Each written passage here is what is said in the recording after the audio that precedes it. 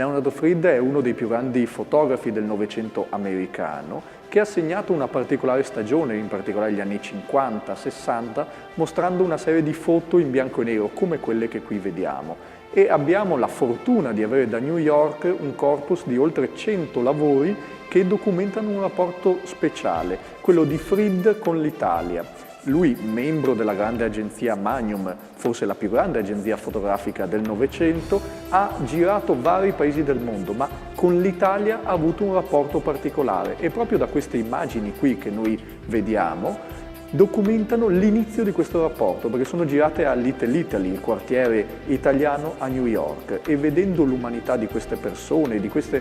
anche con una forte tipicizzazione, con dei forti tratti, si è innamorato del popolo italiano e da lì ha fatto 35 viaggi, oltre 35 viaggi, documentando varie città. Roma, Venezia, la Sicilia e Firenze, per far emergere il popolo italiano nella sua identità, ma soprattutto l'umanità di questo popolo. Gli spazi sono quelli ampi e nobili della splendida Villa Brandolini a Pieve di Soligo, custodita dalle verdi colline della Pedemontana trevigiana. Gli scatti sono dedicati al nostro paese e firmati da un grande maestro e impreziosiscono non poco il cartellone di F4, un'idea di fotografia che raggruppa tra Pieve di Soligo e Treviso mostre di fotografia di altissimo livello. In questa sezione della mostra ci sono le fotografie che Leonard Fried ha realizzato a Roma, che è una delle città che ha più amato nel suo percorso e in cui ha realizzato molti viaggi. Qui vediamo delle immagini che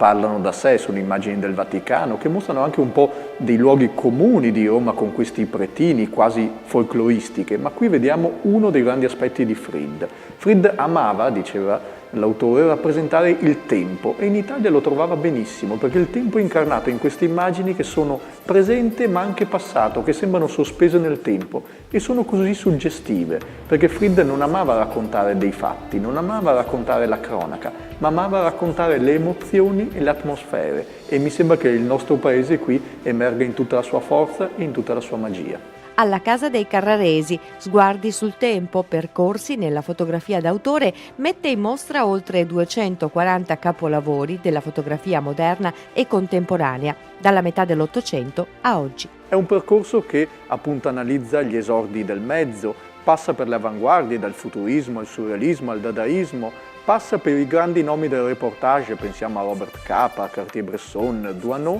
fino ai grandi della contemporaneità con le tensioni dell'uomo d'oggi. Quindi una grande alla scoperta, per chi ama la fotografia, dei più grandi autori che hanno segnato un particolare momento storico e con la loro arte hanno tracciato grandi cambiamenti sociali ed estetici.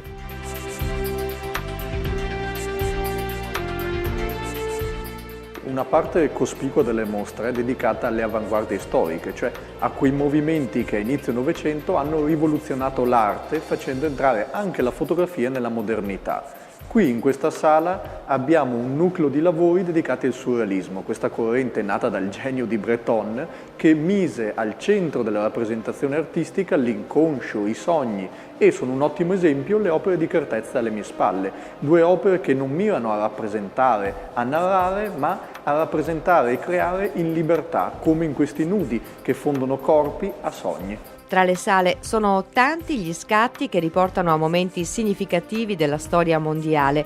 Dal primo passo sulla Luna, scattato dagli stessi astronauti dell'Apollo 11, alla guerra in Vietnam e in Libano.